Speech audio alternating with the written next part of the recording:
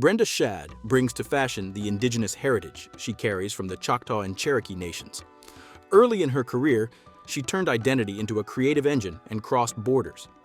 Over time, she became a regular name on runways and covers, a reference for diversity and talent on the global circuit. Like the story, subscribe to our channel.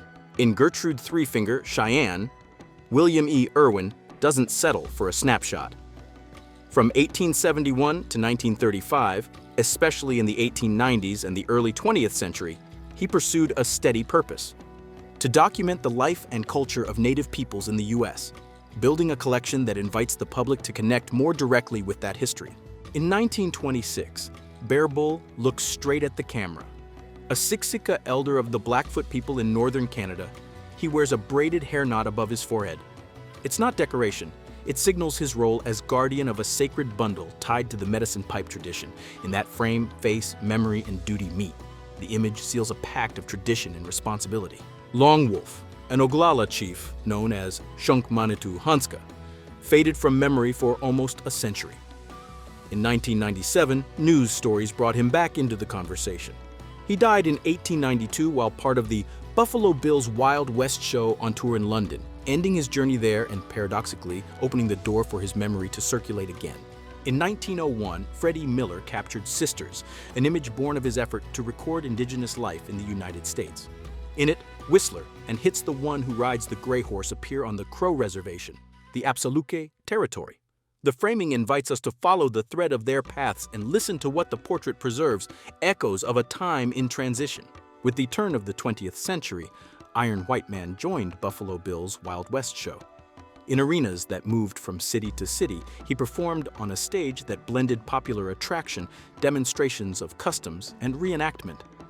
At each stop, he brought different audiences together and showed how culture and entertainment intertwined in that era of ongoing tours. Under our feet, there's more than earth, there's memory. The ground that holds us up is, in itself, a territory of respect. In every grain rests a strand of the lives of those who came before, a story that persists. When we touch the soil, we touch this chain, linking us to the past and guiding what we'll leave to those who come after. Caring for it is caring for ourselves. From early on, Indigenous peoples understood a straightforward path.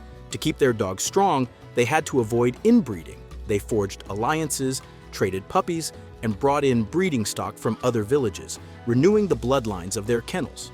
Over time, records and chronicles show the effect. A remarkable diversity of dog types preserved through history. When he arrived at Fort Keogh in eastern Montana, Huffman produced one of his first images. Sioux urchins, boy and girl, from 1880. In a studio, two Sioux children, perhaps siblings, face the camera. The discreet framing and spare setting draw the viewer in and prompt us to imagine the bonds and stories behind those faces. In 1953, at the height of her career, Marilyn Monroe passed through Vancouver and had a meeting that stayed in memory, a conversation with Chief Joe Mathias of the Capilano Band. In that moment, the movie star and the Indigenous leader brought worlds closer, recording a rare dialogue that revealed possible connections and marked the cultural scene of their time.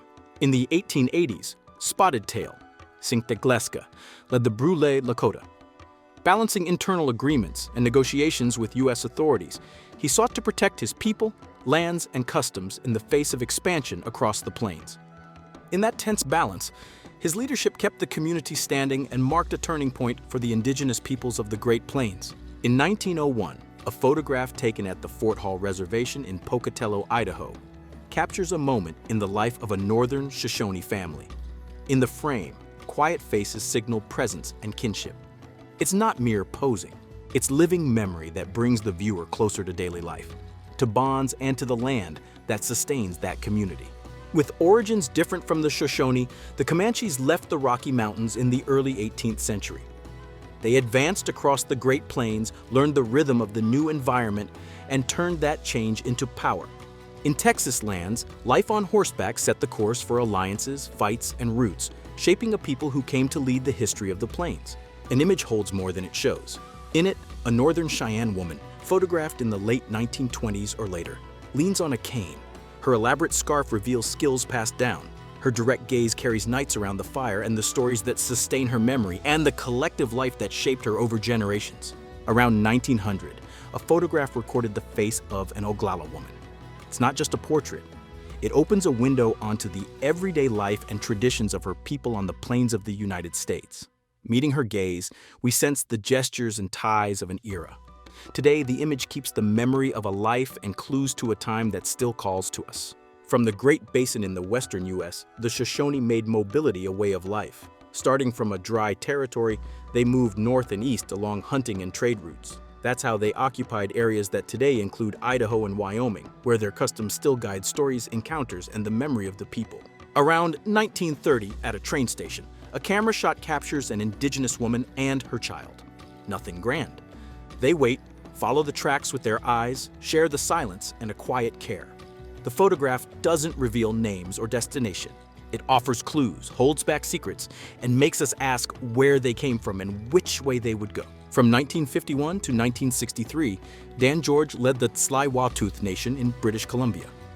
While defending his people, he published books and poems to broaden his voice. And when many people are wrapping up their careers, he opened another. At 60, he debuted as an actor. From that turning point on, he brought leadership, words, and performance together, leaving a lasting mark on Canadian culture. Lucy Thompson, a Yurok leader from Northern California, transformed her people's history. Raised among rivers and rituals, she learned English and spoke with the outside world. She broke the silence by recording Yurok narratives, practices, and knowledge in books, saving memories that might have been lost and strengthening the identity that keeps the community united. Tsianina Red Feather Blackstone was born in Eufaula, Oklahoma, and belongs to the Muskogee Nation. She made her voice an instrument of presence. A singer, stage artist, and activist, she took her message beyond the shows and opened paths. By uniting tradition and the future, she called out injustices and celebrated identities, leaving a legacy in her people's history and in Native American culture. For centuries, the Bannock, a people of the Great Basin, lived in southeastern Oregon and southern Idaho. Following rivers, valleys, and deserts, they traced roots, shaped rituals, and ways of making a living. Through seasonal travels and exchanges with neighboring peoples, they sharpened their knowledge of the land and made it an ally, basing their survival and the continuity of collective memory on it. In the early 20th century, Atwe Ayu, a Seneca woman known as Pretty Flower, appears in 1908 as a guiding thread.